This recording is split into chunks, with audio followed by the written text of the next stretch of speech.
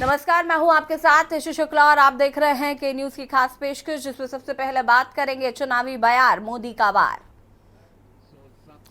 प्रधानमंत्री मोदी ने मंगलवार को चंद्रपुर जिले के चिमूर में चुनावी जनसभा को संबोधित किया।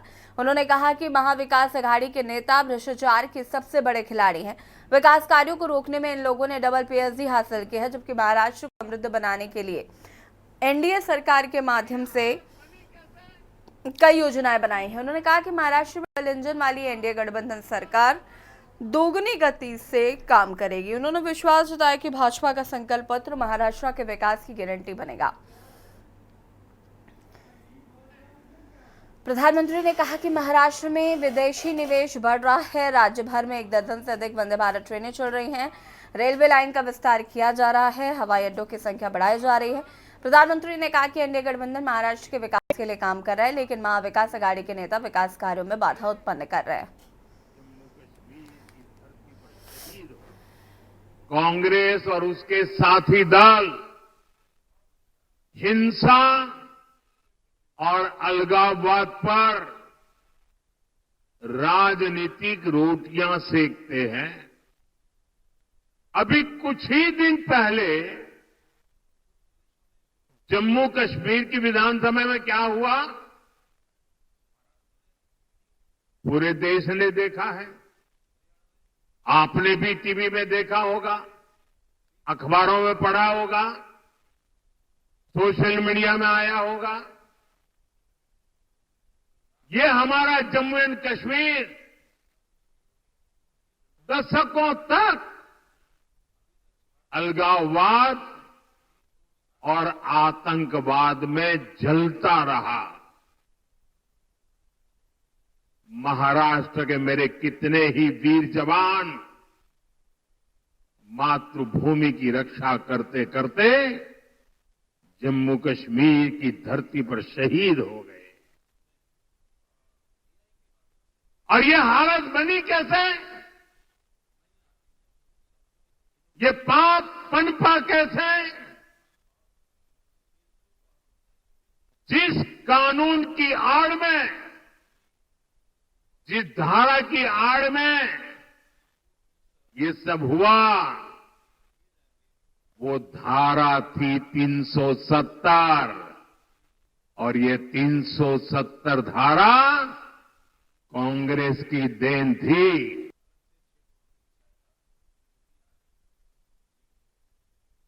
मातृभूमि की रक्षा।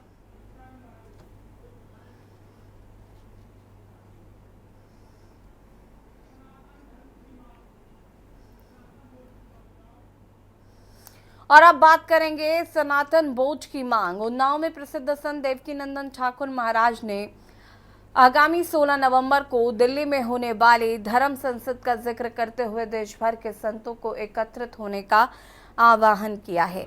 उन्होंने इस मौके पर सनातन बोर्ड की स्थापना की आवश्यकता को उठाया है, जिसके लिए वो लगातार संघर्ष कर रहे हैं। देवकीनंदन ठाकुर महाराज ने कहा कि सनातन धर्म के लोग वर्षों से शोषित रहे हैं और उनके अधिकारों की रक्षा के लिए सनातन बोर्ड का गठन जरूरी है। उनका मानना है कि आजादी के बाद से सनातन धर्म में बहुत उत्साह है और जब वक्फ बोर्ड का गठन हुआ था उसी समय सनातन बोर्ड का भी गठन होना चाहिए। उन्होंने यह भी कहा कि कश्मीर, अफगानिस्तान और बांग्लादेश में जो घटनाएं हुई, वही घटनाएं यदि हमारे देश में हुई तो हमें इसका विरोध करना चाहिए। महाराज ने मल्लिकार्जुन खड़गे और मौलाना तौकीर रजा के बयानों पर भी प्रतिक्रिया दी है। उन्होंने कहा है कि जो लोग इस तरह के बयान देते हैं उन्हें हमारे धर्म और संस्कृति का ज्ञान नहीं है। हमारे साधु संत हमेशा हमारे रक्षक रहे हैं।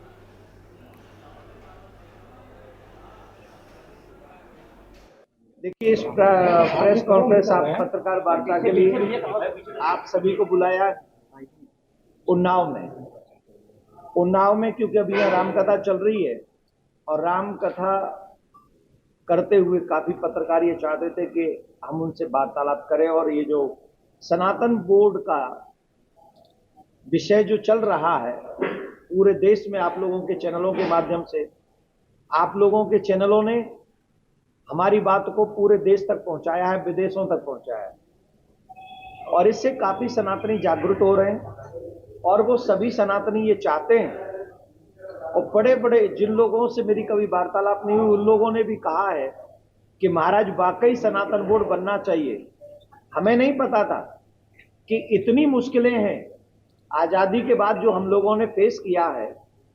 सबसे ज्यादा अगर किसी ने सहा है तो वो हिंदुओं ने सहा है, और ये बात हम सब प्रत्यक्षदर्शी हैं।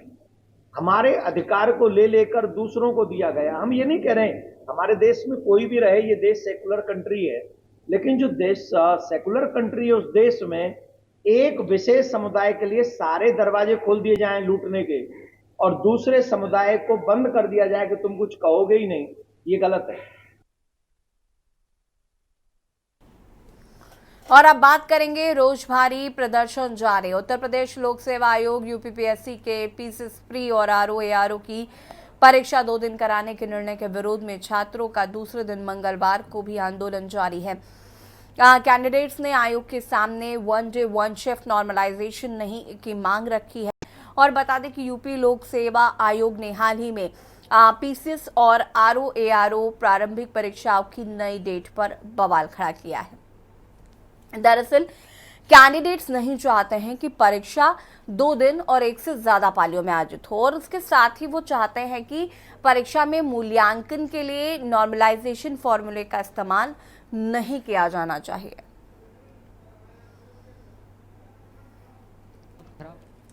फिलहाल आपको बता दें कि प्रदर्शन जो है वो लगातार जारी है, विरोध किया जा रहा है। राजनीतिक दल इसको लेकर काफी अलर्ट हो गए हैं।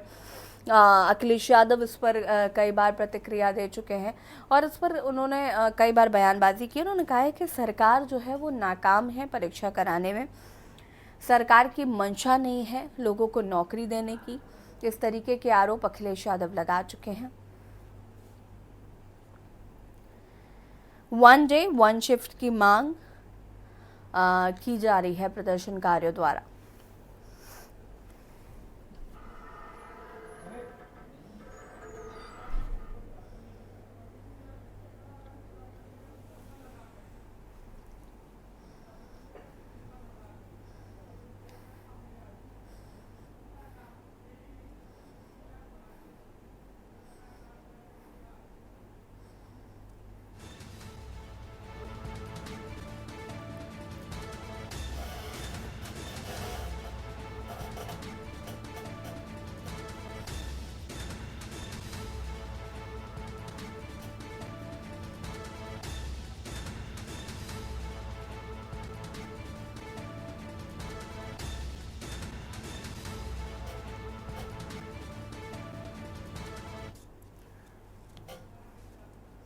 और अब बात करेंगे कासगंज में हादसा। यूपी के कासगंज जिले के मोहनपुरा गांव में मिट्टी का ढेर गिरने से 4 महिलाओं की मौत हो गई और 5 लोग घायल हो गए हैं। घटना के समय वो अपने घर के लिए मिट्टी लेने गए हुए थे। मृतकों की पहचान सरस्वती, प्रेमा देवी, पिंकी और राम बेटी के रूप में हुआ है।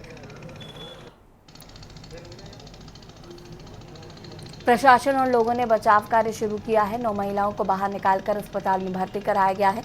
गंभीर रूप से घायल 2 महिलाओं को अलीगढ़ अस्पताल रेफर किया गया है और बाकी 3 लोगों का कासगंज में इलाज चल रहा है।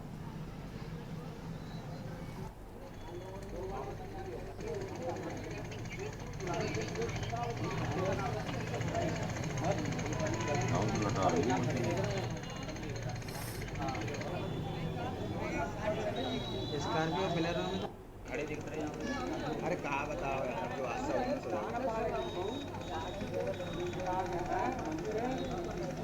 कुशवाहा जी। कहाँ के रहने वाले हो? गांव कांचौर। क्या घटना हुई थी? ये महिलाएं मिट्टी लेने के लिए आई थी।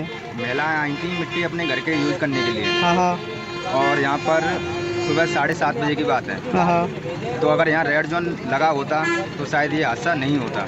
क्या लग रहा है ये जो रोड बना रहे हैं उनकी लापरवाही है? हाँ, उन्हीं की लापरवाही है। और टाइम पे एम्बुलेंस नहीं आई थी यहाँ पर। टाइम पे। तो ये जिन्होंने ये गड्ढे खोदे हैं तो रोड बना रहे हैं, वो लोग थे यहाँ पर? नहीं। कोई ये रुकावट का कार्य किया था यहाँ पर? नहीं किया। अगर रेड जोन बना देते ये तो शायद ये हादसा नहीं होता। क्या ये अक्सर गार्ड रखना था यहाँ? ये जो महिलाएं आज ही लेने के लिए आई थी, पहले भी लेने आई? नहीं, 2-3 दिन से चल रहा था यहाँ पर। मट्टी लेने के लिए आ रही थी। हाँ, लेकिन आज सुबह 4 बजे से आई थी। हाँ। अगर यहाँ कोई होम गार्ड वगैरह होता तो शायद ये हादसा नहीं होता। कोई वार्निंग बोर्ड नहीं था यहाँ पे? नहीं। कुछ नहीं रहा। क्या ऐसे और भी गड्ढे खुदे पड़े? नहीं, यही है, यहाँ पर अभी काम चालू हुआ है ना। आगे पीछे कहीं? आगे उधर नहीं है ये गड्ढा। हाँ। तो रोड वालों की बहुत बड़ी कमी है। हाँ, यहाँ पर रेड जोन बनाना था ना, उन्होंने नहीं बनाया। नहीं बनाया। ये क्या घटना हुई थी यहाँ गड्ढे में जो महिलाएं मिट्टी लेने के लिए आई थी? वो पोता मट्टी के लिए आई थी। हाँ हाँ। और फिलहाल में कल भी ले गई होंगी अभी, तभी आई, उन्होंने देख लिया। कितने लोग थे यहाँ पे? इसमें करीब कम से कम 15-16 जने थे। अच्छा, तो कितने और वो लोग खड़े हुए होंगे इधर। और सुबह कितने बजे की घटना होगी ये? करीब 7 बजे करीब की है ये। 7 बजे। कितने लोगों की जान चली गई यहाँ? इसमें कम से कम एंड टाइम पे 4 जन की तो लेडीज खत्म हो गई, उसमें बच्चे भी है और कुछ बच्चे भी हैं और कुछ आदमी है। घायल कहाँ गए? कासगंज अस्पताल में रहती है। अस्पताल। और बताते हैं कि 2-3 अलीगढ़ रेफर कर दिए हैं। क्या ये लापरवाही लग रही है जो रोड बना रहे हैं उनकी? उन्हीं की क्यों लापरवाही है, ये तो अलग जगह है। अब ये उन्होंने बंद नहीं किया। अब ये तो उनकी जगह है, अब ये क्या काम होगा इसका तो वही जान सकते हैं ना।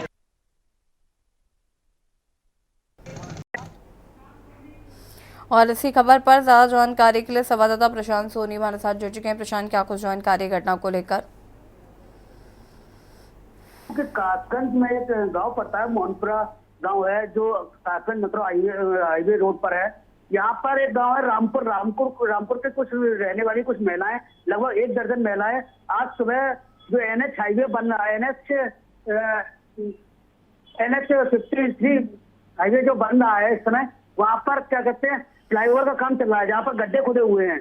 बात की जाए तो NH 530 जो भी हाईवे फ्लाईओवर जो बन रहा है, उसमें जो गड्ढे वहां पर कोई भी बैरिकेडिंग या कोई भी सेफ्टी रिबन नहीं लगाया गया था, जिसके चलते वो महिलाएं उस गड्ढे में उतर गई और वो वहां से मिट्टी खोदने लगी। अचानक उनके ऊपर, महिलाओं के ऊपर मिट्टी की ढाई आकर गिर गई, जिसमें लगभग 6 महिलाएं, 1 पुरुष, 1 बच्ची व 1 बच्चा घायल हो गया।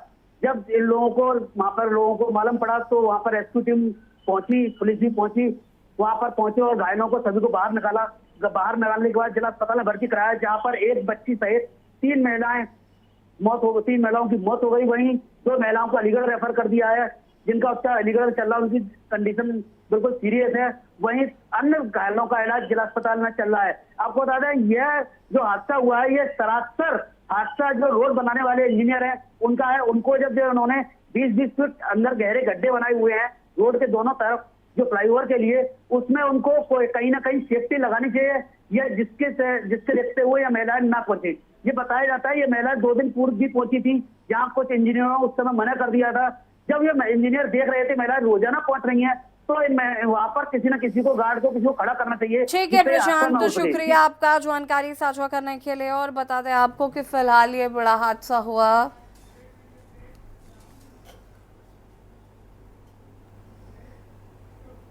और यहाँ रुकेंगे छोटे से ब्रेक के लिए। ब्रेक के बाद बात करेंगे प्रदूषण की मार, सांसों में भार। आप देख रहे हैं के न्यूज़, खबरों का सारा।